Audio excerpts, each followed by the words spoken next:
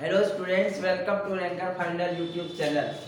आज हम लोग पूर्व में आप लोगों को बताए थे कि सिंपल फ्यूचर क्या है। सिंपल फ्यूचर में आप लोगों को बताए थे कि सिंपल फ्यूचर जिस वाक्य के अंत में गा गे गी रहे, जिस वाक्य के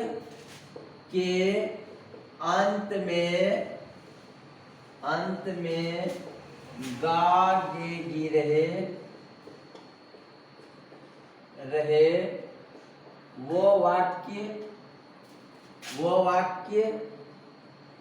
सिंपल फ्यूचर कहलाता है।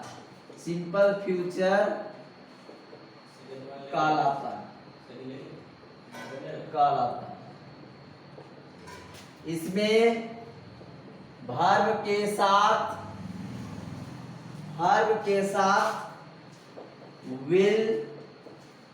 विल शैल का प्रयोग होता है। विल शैल का प्रयोग होता है। भार हमेशा प्रेजेंट यानी V1 में होता है। देखिए इसका रूल देखिए, subject plus will shall plus V1 plus object. एक बार फिर से समझिए आप लोग, जिस वाक्य के अंत में गा गे गी रहे वो वाक्य सिंपल फ्यूचर कहलाता है। इसमें वर्ब के साथ विल शैल का प्रयोग होता है और वर्ब हमेशा प्रेजेंट में होता है यानी V1 में होता है। देखिए आप लोग सेंटेंस देखिए, वह किताब पढ़ेगा। वह किताब पढ़ेगा। He will read the book। देखिए इसमें आप लोगों को कोई प्रॉब्लम हो रहा है तो बताइएगा। जिस वाक्य के अंत में इधर देखिए गा गे गी, देखिए ये सेंटेंस में गा है तो ये सिंपल प्रेजेंट है। जैसे और एग्जांपल देखिए, राम खाना खाएगा। राम खाना खाएगा। देखिए ये सेंटेंस आपका गा आ गया तो उसी से आप जान लीजिए कि ये सेंटेंस जो है ये सिंपल फ्यूचर है और सिंपल फ्यूचर में विल और शैल का प्रयोग होता है। जैसे राम खाना खाएगा, राम विल और शैल कुछ भी लिख सकते हैं, विल लिखिए या शैल लिखिए। Ram will eat the food. ये सिंपल फ्यूचर को इस तरह से पहचान सकते हैं कि अंत में ये देखना है कि गा है या नहीं, गे है कि नहीं, गी है कि नहीं। यही तीनों में से सिंपल फ्यूचर में जरूर रहेगा, गा रहेगा, ये तो गी रहेगा या तो गे रहेगा। और जहां जिस वाक्य में गा गे गी का प्रयोग हो वो सेंटेंस आपका सिंपल फ्यूचर कहलाएगा। और आपको हम पहले वीडियो में जो इससे पहले वीडियो जो बनाए थे उसमें हम बताए थे आप लोगों को, लेकिन फिर से मैं उसको आज रिवाइज करा दे रहा हूं। देखिए फिर से और आगे, हम लोग घर जाएंगे, क्या होगा? देखिए we will go home. We will go home. देखिए यहां हाउस लिखते तो हमको टू लिखना पड़ता और होम लिखे तो होम के साथ टू का प्रयोग नहीं होता। और भी सेंटेंस देखिए, वे लोग फूल तोड़ेंगे। वे लोग फूल तोड़ेंगे, क्या होगा? देखिए गे है अंत में, they will plug the flower। They will pluck the flower. Like this, you can make so many sentences in simple future. But if you have any confusion, you can ask. Now I am proceeding further. Future continuous. देखिए simple future पढ़े, अब हम लोग पढ़ेंगे future continuous. चलिए इसका नियम को हम लोग जानेंगे। जिस वाक्य के अंत में रहा होगा, रही होगी, रहे होंगे, रहे तो वो वाक्य फ्यूचर कंटिन्यूअस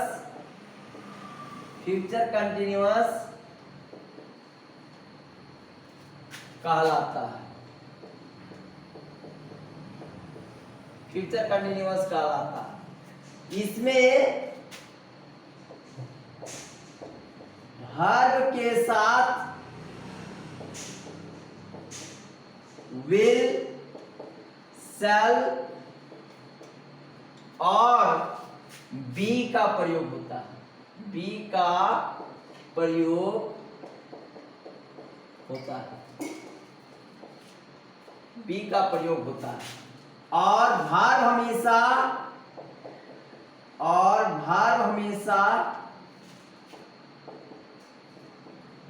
कंटिन्यूअस यानी V4 में होता है। देखिए इसका रूल देखिए। सब्जेक्ट प्लस विल, शैल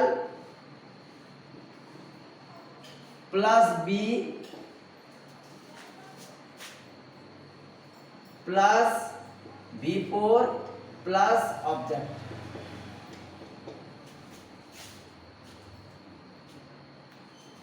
देखिए जिस वाक्य के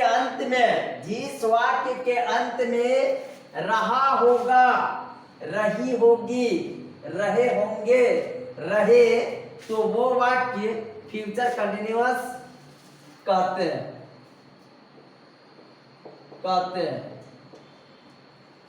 इसमें भार्ब के साथ विल, शैल, बी का प्रयोग होता है और भार्ब हमेशा V4 में होता है। जैसे वह पढ़ रहा होगा। देखिए ये सेंटेंस में अंत में क्या है? रहा होगा। He will be reading. Sita जा रही होगी यानी अंत में आपका है रही होगी। Sita will be going. Madan खा रहा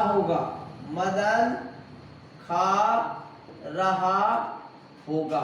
देखिए अंत में रहा होगा यानी ये सेंटेंस फ्यूचर कंटिन्यूअस है। मदन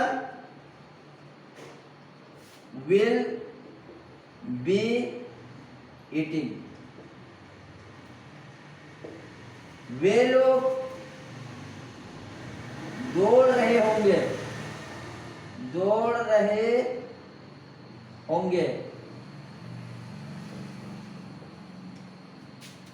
They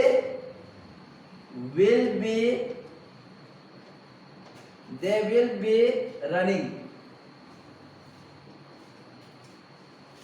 इस तरह से हम लोग बहुत सारे सेंटेंस बना सकते हैं और आप लोग इसका नियम को एक बार फिर से मैं दोहरा के आप लोगों को बता देता हूं कि जिस वाक्य के अंत में रहा होगा, रही होगी, रहे होंगे, रहे तो वो वाक्य फ्यूचर कंटिन्यूअस कहते हैं। इसमें भार्ब के साथ विल, शैल, बी का प्रयोग होता है और भार्ब हमेशा V4 में होता है। इसमें रूल जो है subject plus will, shall plus be plus V4 plus object. वह पढ़ रहा होगा, he will be reading। Sita जा रही होगी, Sita will be going। Madan खा रहा होगा, मदन will be eating। वे लोग दौड़ रहे होंगे, they will be running। देखिए आप लोगों को समझ में आया कि नहीं, ये बताइएगा आप लोग। यदि समझ में अच्छा से आ रहा होगा तो भी हमको कमेंट बॉक्स में बताइएगा, और यदि नहीं आ रहा होगा वो भी बताइएगा, ताकि मैं आप लोगों को फिर से आप लोगों को अच्छे ढंग से बता सकूं। आगे और बढ़ते हैं। Future perfect tense. Future perfect tense. जिस वाक्य के अंत में, जिस वाक्य के अंत में चुका होगा, चुका होगा, चुकी होगी, चुके होंगे, रहे, तो वो वाक्य फ्यूचर परफेक्ट टेंस कहलाता है।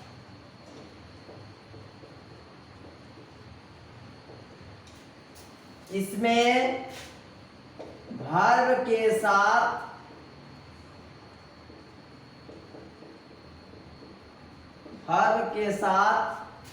विल,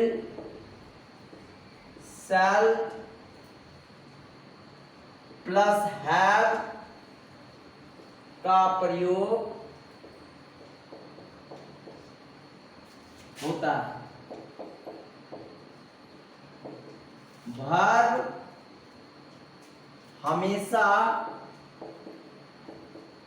पास्ट पार्टिसिपल में होता है, पास्ट पार्टिसिपल में होता है, में होता है। देखिए इसका रूल भी देखिए, subject plus will shall plus have plus V3 plus object. देखिए एक बार फिर से समझिए, जिस वाक्य के अंत में चुका होगा, चुकी होगी, चुके होंगे, रहे, तो वो वाक्य फ्यूचर परफेक्ट टेंस कहलाता है। इसमें वर्ब के साथ विल, शैल, हैव का प्रयोग होता है। वर्ब हमेशा पास्ट पार्टिसिपल में होता है। रूल देखिए, subject plus will shall plus have plus V3 plus object. जैसे राम खाना खा चुका होगा। देखिए अंत में चुका होगा है। जब भी अंत में चुका होगा रहे या चुकी होगी रहे या चुके होंगे रहे, तो वो सेंटेंस आपका फ्यूचर परफेक्ट टेंस होगा। जैसे इसका देख लीजिए, राम खाना खा चुका होगा, Ram will have eaten the food. देखिए आ रहा है समझ में? बताइए आप लोग, समझ में आ रहा है कि नहीं? वे लोग घर जा चुके होंगे। क्या होगा इसका? दे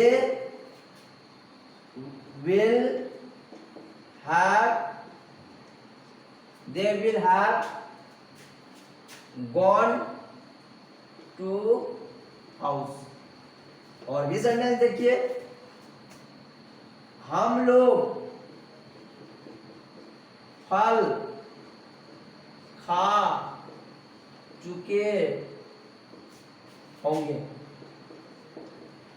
क्या होगा इसका? देखिए, we will have eaten the fruit. Sita फल खा चुकी, देखिए चुकी होगी, सीता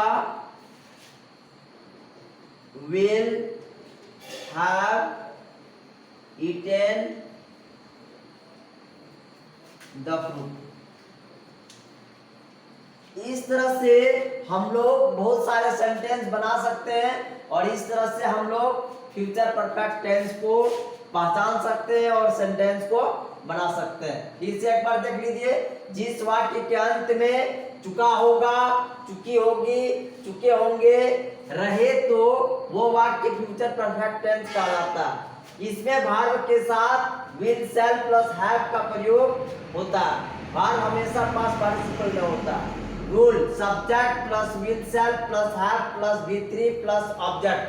राम खाना खा चुका होगा, देखिए अंत में चुका होगा है और ये चुका होगा है तो क्या होगा, इसका ट्रांसलेट राम विल या shall have eaten the food. Ram will या शैल कुछ भी लिख सकते हैं, हैव ईटेन द फूड।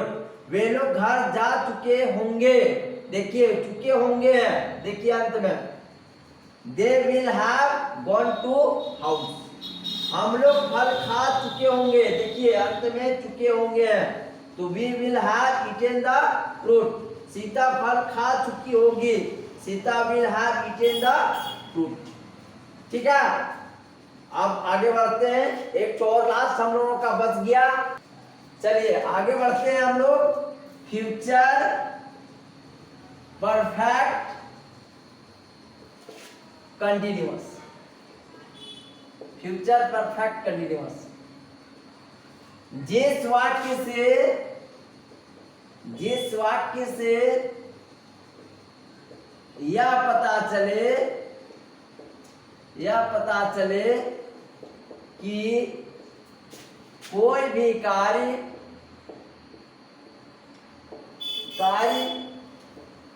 भविष्य काल में प्रारंभ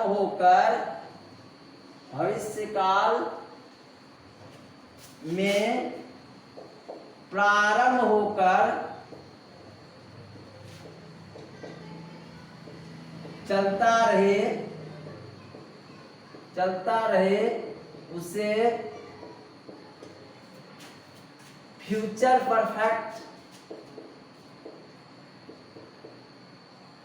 परफेक्ट कंटिन्यूअस कहलाता है। इसमें वर्ब के साथ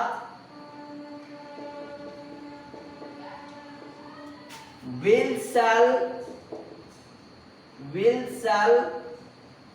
प्लस हैव बीन का प्रयोग होता है। वर्ब हमेशा कंटिन्यूअस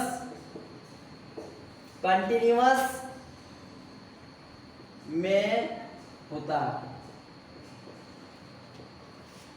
तथा इसमें since for का प्रयोग होता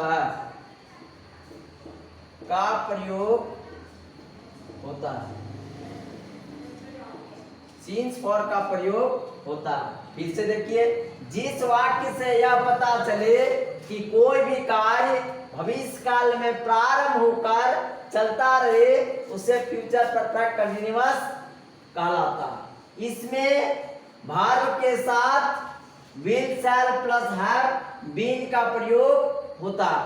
वर्ब हमेशा कंटिन्यूअस में होता है तथा इसमें सिंस फॉर का प्रयोग होता है। देखिए इसका रूल देख लीजिए, subject plus will shall plus have plus been plus V4 plus object plus since for plus time. देखिए इतना बड़ा रूल है, ये रूल को याद रखना पड़ेगा आपको। देखिए सेंटेंस देखिए, वह 3 वर्षों से यहाँ पढ़ता आ रहा होगा। देखिए वह 3 वर्षों से यहाँ पढ़ता आ रहा होगा, यानी पढ़ने का कार्य जारी है, पढ़ता आ रहा होगा, यानी पढ़ाई जो है वो पढ़ते आ रहा होगा। जैसे वह 3 वर्षों से यहाँ पढ़ता आ रहा होगा, he will have been reading here for 3 years, for 3 years। Madan 2022 से यहाँ क्रिकेट खेलता आ रहा होगा,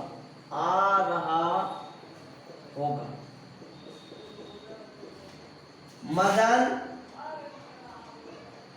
will have been playing cricket